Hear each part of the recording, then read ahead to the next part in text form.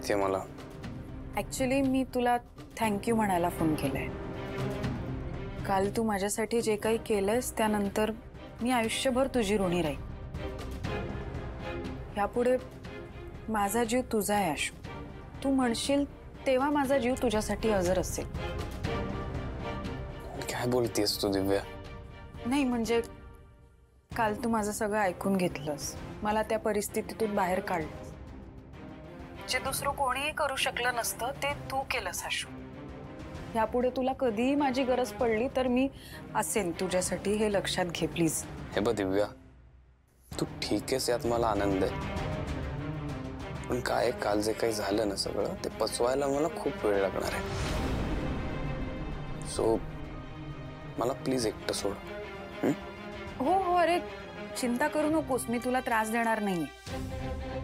मला माहिती आहे तुला आत्ता किती त्रास होत असेल, म्हणूनच मी तुला इतके दिवस काही सांगितलं नाही. कारण तू साधा आहेस, भोळा आहेस. शिवाचं काय अरे, ती वस्तीत राहिलेली मुलगी, तिला या सगळ्या गोष्टींचं काही वाटत नाही. आशू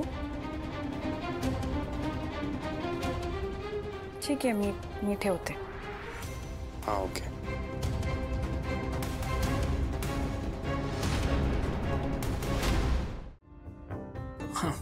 काय नाही, आपल्याला नाटक करायचं विसरू नको.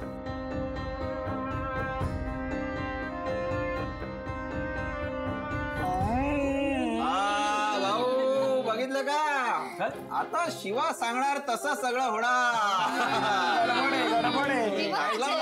स्माईल आली लगेच. काय सांगितलं आम्हाला सांग. सांग काहीतरी सिक्रेट असेल ना त्याचं. तुझं काय रे लगेच? आणि हिला कळलंय सिक्रेट असेल ते. हा पण मी काय म्हणतो, काही गोष्टी या सिक्रेट असलेल्याच बऱ्या.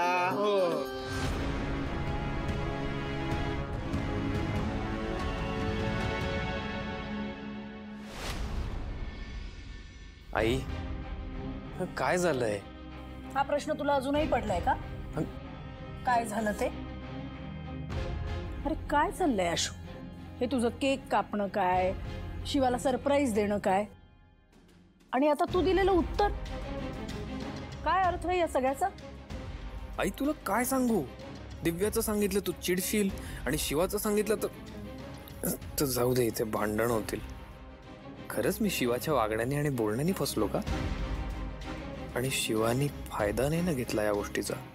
आशू हा मी सांगतो. मी हे बघ, वेळ आली की सगळं मी तुला व्यवस्थित सांगतो, खरं खरं सांगतो. आत्ता नाही. आता काय सांगणार आहेस आणखीन? मला काय कळत नाही, दिसत नाही काय घडतंय ते. तू मागच्या वेळी मला काय म्हणला होतास? तू मला कसली खात्री दिली होतीस? तुला काहीच आठवत नाही का?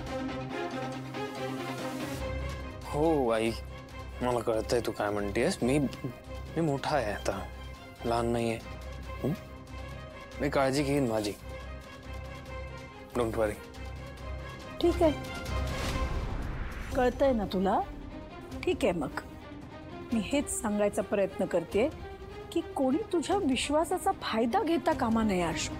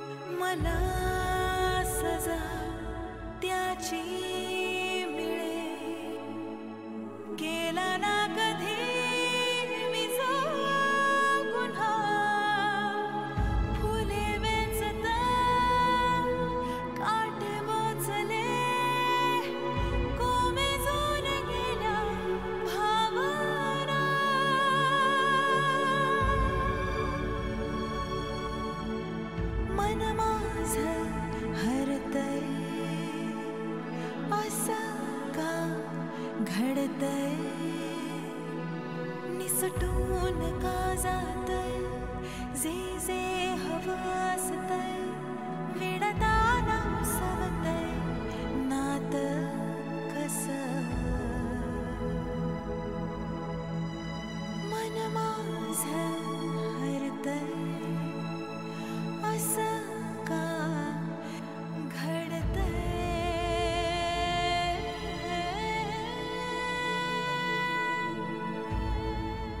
शिवा शिवा आज मी खूप खुश आहे. हे जे काही घडतंय ना आपल्या घरात याचं सगळं श्रेय तुझं आहे. तू म्हणाली होतीस ना की मी सगळ्यांची मनं जिंकीन. खरंच खरंच तू सगळ्यांची मनं जिंकलीस शिवा.